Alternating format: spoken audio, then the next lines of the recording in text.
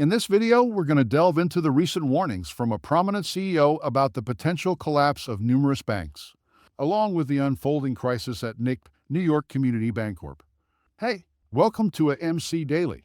If you are new to the channel, be sure to subscribe to the channel and turn on post notifications by hitting the bell, so you never miss any of our uploads, and also enter our giveaway. But everyone, remember, this is not a financial advice video.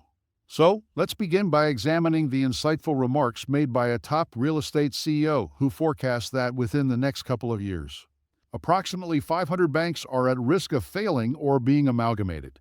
This dire prediction comes in the wake of the downfall of 4 regional banks, which collectively held a substantial $532 billion in assets.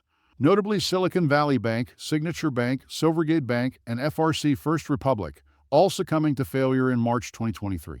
Scott Richler, the CEO of RXR, elucidated how regional banks are on a collision course with a slow-moving train wreck as the maturity of commercial real estate loans looms over the next 5 years.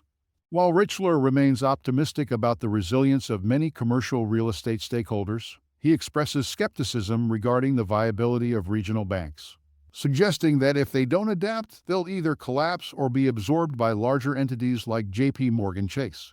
The crux of the issue lies in the exposure of regional banks to commercial real estate, which could potentially spiral into a systemic risk, capable of destabilizing the entire financial ecosystem. Richler elucidated on the perilous cycle wherein banks suffer losses in commercial real estate, disclosed those losses, prompting depositors to withdraw funds, thus exacerbating loan defaults and further losses. Now, it's intriguing to note the commentary from skeptics who persistently refute the notion of bank collapses, market crashes, or the much-discussed squeeze, particularly concerning AMC shares. However, recent events have proven otherwise, with New York Community Bancorp teetering on the brink of collapse. Just recently, NIC shares plummeted by a staggering 23% following reports of urgent capital requirements. NIC plight exemplifies the desperate attempts of failing banks to shore up their finances, resorting to measures like selling additional shares to investors. However, the reality is grim. Banks in distress struggle to attract investors, as evidenced by the futile efforts of Silicon Valley Bank and First Republic Bank before their demise. Despite NIC assertions of robust liquidity and a solid deposit base merely days ago, the sudden scramble to raise capital betrays a crisis of confidence among depositors. This pattern mirrors the lead-up to previous bank failures, where assurances of stability quickly unraveled in the face of insolvency. In a last-ditch effort to stave off collapse, NIC secured a substantial equity investment, exceeding $1 billion from notable entities like Stephen M. Mnuchin, Liberty Strategic Capital, Hudson Bay, and Reference Capital Partners, with notable absence of Citadel securities from the list.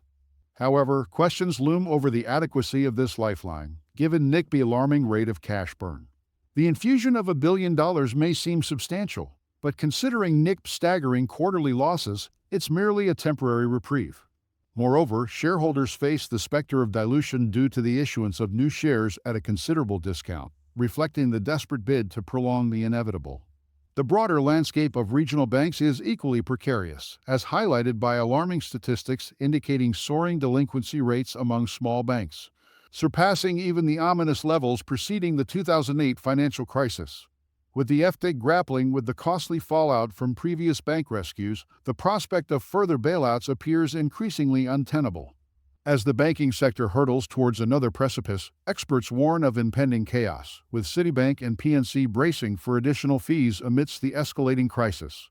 The specter of a second banking crisis looms large, portending dire consequences for both financial institutions and the wider economy. In tandem with these developments, the ongoing saga of the AMC squeeze continues to unfold, with shorts resorting to increasingly convoluted tactics to forestall the inevitable.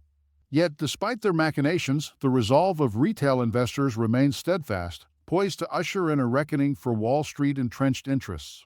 In conclusion, the convergence of multiple crises underscores the fragility of the financial system and the urgent need for comprehensive reform. Whether it's the impending collapse of regional banks, the escalating delinquency rates, or the specter of market manipulation, the status quo is no longer tenable. As we navigate these turbulent waters, one thing remains certain: the need for vigilance and resilience in the face of adversity. Guys, that's all we have for you today. What is your opinion about AMC stock? Get involved and let us know in the comments down below. Thank you for watching.